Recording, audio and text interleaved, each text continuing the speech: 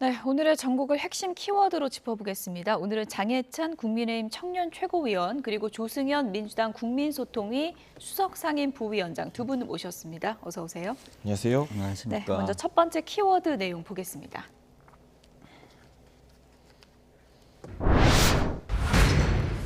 쓰레기라니 민주당의 비판에 발끈한 태영호 국민의힘 의원이 어제 이재명 대표 단식 농성장을 갔다가 3분 만에 쫓겨났습니다. 이게 어떻게 해서 벌어진 일인지 먼저 영상부터 보겠습니다. 민주당 의원의 반국가적인 행태를 보고서도 말을 못하고 있는 겁니다. 여러분, 이런 것이 바로 공산 전체주의에 맹종하는 겁니다, 여러분. 발언 주의하세요. 발언 주의하세요. 네, 발언 주의하세요. 쓰레기 발언 주의하세요.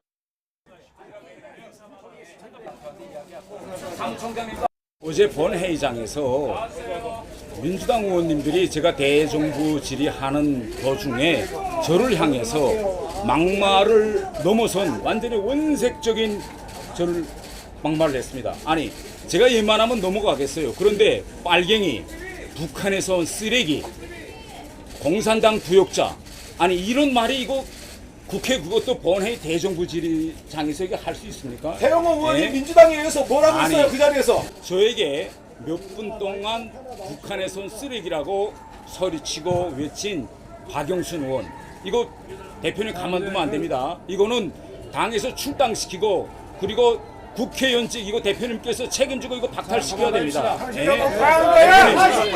대표님 학교에서도 학급 반환. 충성심을 보여주려고. 아니 공공도 장군도 한때 공산당 입당을 했다는 이유로 저렇게 학대를 하는데 저 한때 공산당이었던 사람은 네, 보신 것처럼 어제 농성장이 매우 시끄러웠습니다. 장해찬 최고위원님, 박영순 의원이 이거 정치 쇼다. 농성장은 갑자기 왜 찾아왔냐 이렇게 비판을 했거든요. 근데 저는요, 다른 민주당 의원들이나 민주당 지도부가 아니 그래도 단식하는 농성장 찾아온 건 너무했다라거나 뭐 박강원 원내대표 가라 뭐 이런 이야기는 저는 동의가 안 됩니다만 할 수는 있다고 봐요. 물론 저는 태영호 의원이 저기서 어떤 위협을 한 것도 아니고 난동을 한 것도 아니고 차분하게 만나서 대화를 한 것이기 때문에 충분히 이 가능한 항의였다고 봅니다만 이해는 가능하다는 거죠. 그런 주장을 민주당이 한들. 근데 당사자인 박영선 의원은 여기에 대해서 입을 열 자격이 없죠. 아무리 우리가 정치적으로 비방도 하고 비난도 하고 상대 정당을 향해서는 좀 격한 표현을 써도 특정 개인을 꼭 집어서 면전에서 북한에서 온 쓰레기다, 뭐 빨갱이다 이런 말을 하는 거는 국회의 어떤 금도를 넘어도 한참 넘은 거 아니겠습니까? 대정부 질의 중에. 그리고 더군다나 민주당 같은 경우는 과거에 임수경 전 의원이 사석에서 한 탈북자에게 배신자, 변절자 운운하는 발언을 해서 아니 그러면 탈북자들은 평생 김정일, 김정은에게 충성하라는 말이냐 굉장히 많은 질타를 받았었거든요. 근데 그와 똑같은 시각의 발언을 박영순 의원이 하면서 이 문제가 촉발되었기 때문에 태영호 의원이 민주당을 비판하는 것, 민주당이 국민의힘 전체를 비판하는 것, 윤석열 정부를 비판하는 것과 특정 개인을 딱 집어서 명시적으로 쓰레기니 뭐니 운운하는 것은 결이 다른 문제다.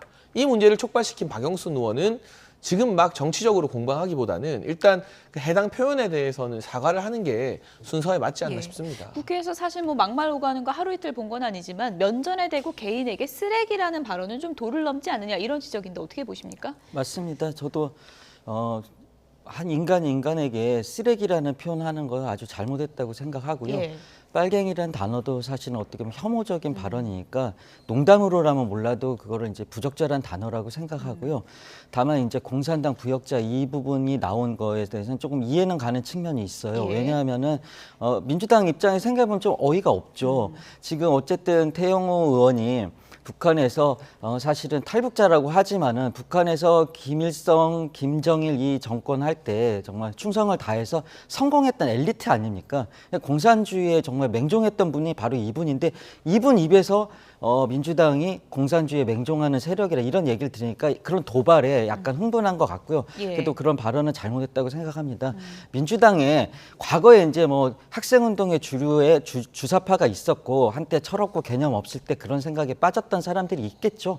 그렇지만 지금 예. 정상적인 사고방식이 없는 사람들을 국민의 대표로 뽑지 않는 그런 세상입니다. 그게 자유민주주의라는 것이고요. 그래서 저런 과한 대통령이 뭐 공산주의 세력, 공산 정체주의 세력 이렇게 비판하는 거는 예. 부적절하다고 보고요. 민주당 입장에서 심한 모욕감을 느낄 수밖에 없습니다. 그렇게 제정신이 아닌 공산주의를 신봉하는 사람들이 어디 있겠습니까? 대한민국에. 그리고 그런 사람들이 과연 국민의 대표인 국회의원이 될 수가 있는 그런 세상이 아니지 예. 않습니까? 그러니까 그런 과한 도발은 자제했으면 좋겠다고 어쨌든 뭐 생각합니다. 농성장에서 이렇게 좀 신체적인 접촉까지 있을 정도로 이제 소동이 커진 상황이기 때문에 이게 좀 매듭이 돼야 될 텐데 어떻게 보십니까? 박영선 의원이 먼저 그 표현에 대해서는 사과가 좀 필요하다고 보십니까? 저도 그 박영순 의원이 그런 단어를 사용한 거에 대해서 사과를 하고요. 예. 태영 의원도 지금 저런 과한 행동, 태영 의원이 또 저런 말할 자격이 없다는 게 뭐냐면 얼마 전에 이재명 대표 JMS 이게 방송에서 담을 수 없는 단어가 들어가는 그런 막말을 본인도 해놓고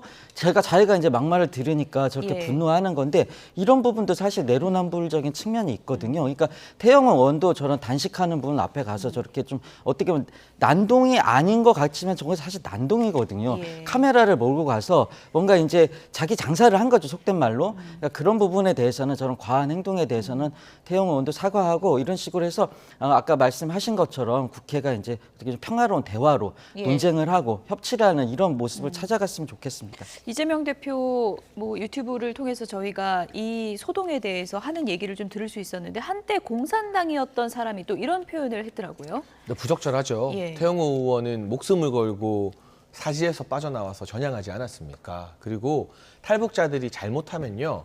본인들의 목숨도 위태로워지지만 북한에 있는 가족들 전부 다 총살당하거나 뭐 아오지 탄강, 정치범 강제 수용소 이런 데 끌려갈 위험을 무릅쓰고 탈북을 하는 거거든요. 예. 그리고 그분들이 북한 정권이 얼마나 인권을 탄압하고 유린하는지 전 세계에 알리는 살아있는 교과서가 되는 거예요. 그러면 그렇게 목숨 걸고 어떻게 보면 가족들의 목숨까지 담보해서 이 자유를 찾아온 분들 우리가 더 대우해야 더 많은 탈북자가 생기는 것이고 또 지금 3만 명 정도의 탈북인 분들에게도 희망이 되는 것인데 태영호 의원이 북한에서 공무원이었다는 이유로 뭐 한때 공산당 그 다음 발언은 누가 했는지 모르겠지만 평생 공산당 이런 이야기도 해요. 그건 굉장히 부적절한 인식이고 제가 계속 강조하는 임수경 전 의원의 탈북자 배신자 시각과 여전히 별로 달라진 게 없구나라는 점을 드러내서요. 이게 단순히 태영호 의원 개인의 문제가 아니라 예. 국내에 들어와서 거주하고 계시는 3만 명의 탈북자분들 입장에서 분노할 수밖에 없는 인식이고 발언이다라는 점을 분명히 하기 때문에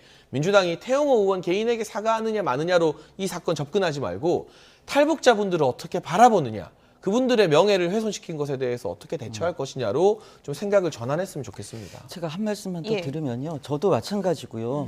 우리 지역에서도 탈북자라든지 아니면 중국 동포들도 많이 있거든요. 그분들을 항상 대할 때 우리 국민으로 저도 모시는 섬기는 자세로 대해야겠다 이 생각으로 대하고요. 탈북자들에 대해서 북한의 그런 폭정, 독재 정권에서 목숨 걸고 탈북한 분들 이분들에 대한 비하가 아니라요. 예. 북한의 김일성 김정일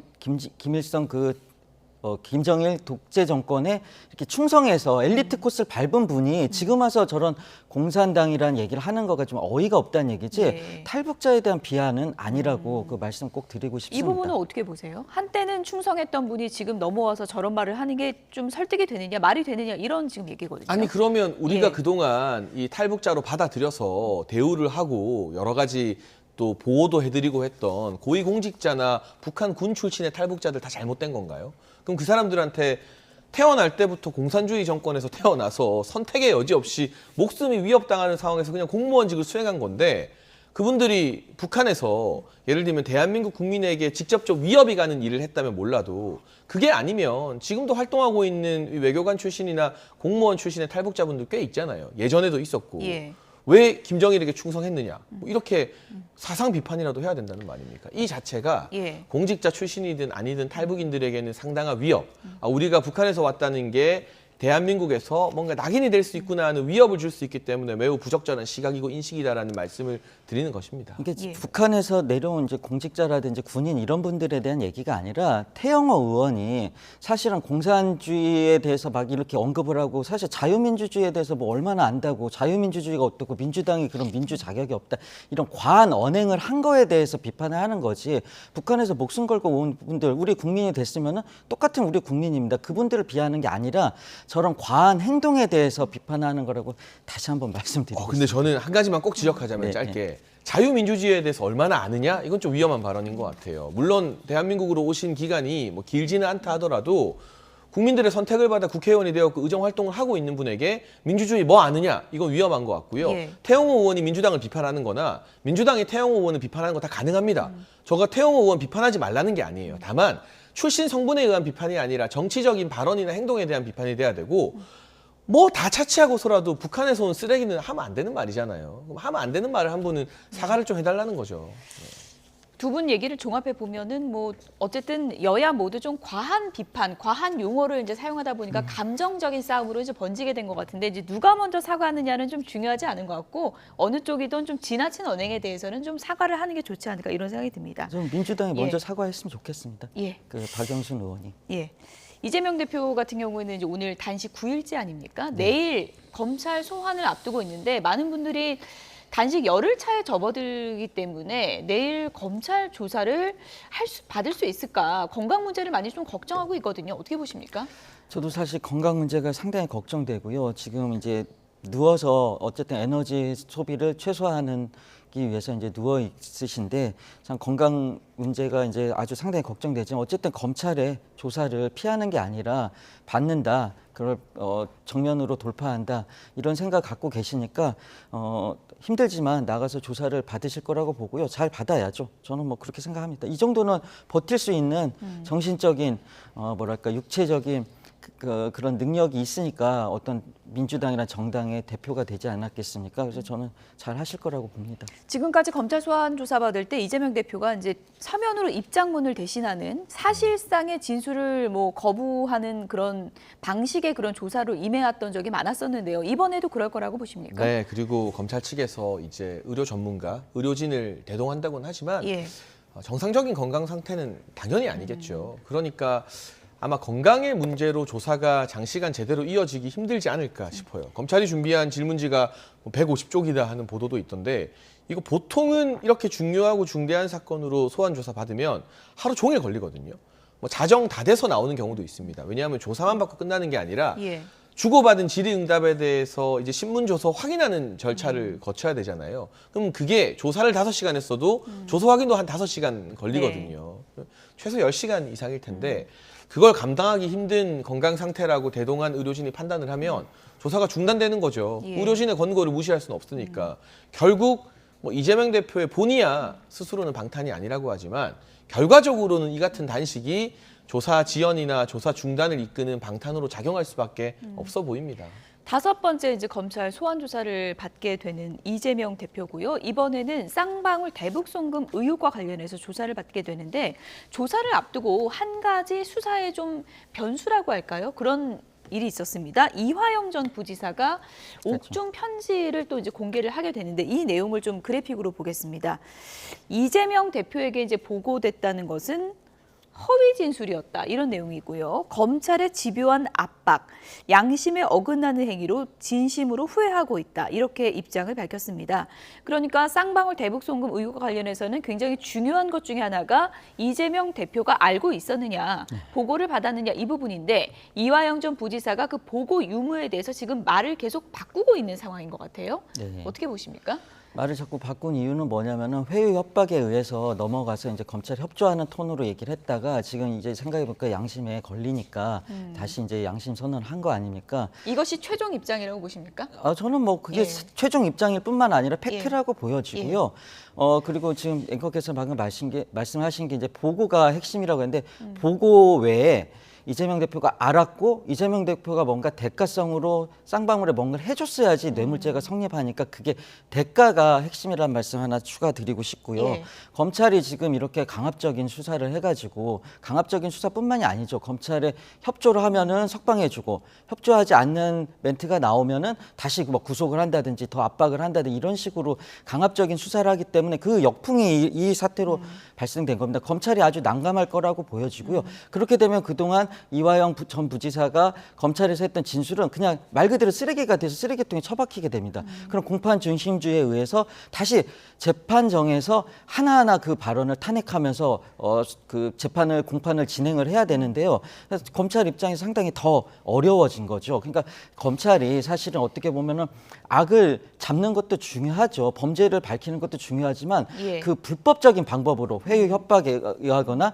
플리바게닝을 통해서 이런 식 수사를 하면 이런 역풍이 온다. 이런 대가를 치르게 된다는 걸 이번에 좀 깨닫고 예. 합법적인 올바른 그런 식으로 수사를 진행하면은 이런 일이 안 생길 거라고 저는 보여집니다. 이화영 전 부지사의 옥중 편지가 이제 공개된 시점도 좀 봐야 될 것 같은데 새 변호사가 이제 선임이 되고 이재명 대표가 검찰이 원하는 날짜에 나가겠다 이런 입장을 밝힌 날에 또 옥중 편지가 이제 공개가 됐거든요. 근데 이제 워낙 오락가락하는 진술이고 얼마나 조직적으로 민주당이 사법 방해를 하기 위해서 애써왔는지를 재판부가 다 목도하지 않았습니까? 그래서 이 진술 신빙성에 대해서도 재판부가 이것이 과연 이화영 전 부지사 개인의 의견인지 민주당과 이화영 전 부지사 배우자의 압박이 못 이긴 의견인지 판단을 내릴 것 같고요. 지금 이화영 전 부지사가 새로 선임한 사선 변호인은 배우자 주도하에 선임이 되었다고 합니다. 그리고 현직 민주당 도의원이에요. 민주당 정치인이 이 변호인 역할을 하고 있는 거죠. 공교롭게도 이 김강민 변호사가 새로 선임된 이후에 이화영 전 부지사의 입장에 대해서 본인이 기자들 만나서 이거 부인할 거다라는 밑밥을 계속 깔아왔고 예. 실제로 재판장에서 하면 될 말을 일찍 이 편지로 공개했죠. 결국 조금이라도 빨리 이재명 대표를 보호하기 위해서 이화영 전 부지사의 이익이나 또 형량과는 무관한 방향으로 이 재판이 진행되고 있는 것 같고요. 예. 한편으로는 뭐 이화영 전 부지사가 책임질 일이긴 합니다만 한 달 넘게 시달리고 변호인도 다 해임당하는 꼴을 본 이화영 전 부지사가 결국 민주당의 사법 방해 작전에 밀렸구나라는 느낌밖에 못 받겠습니다. 어쨌든 검찰은 다른 증거로도 입증할 수 있다 이런 입장을 밝히고 있는 상황이니까 지켜보도록 하고요.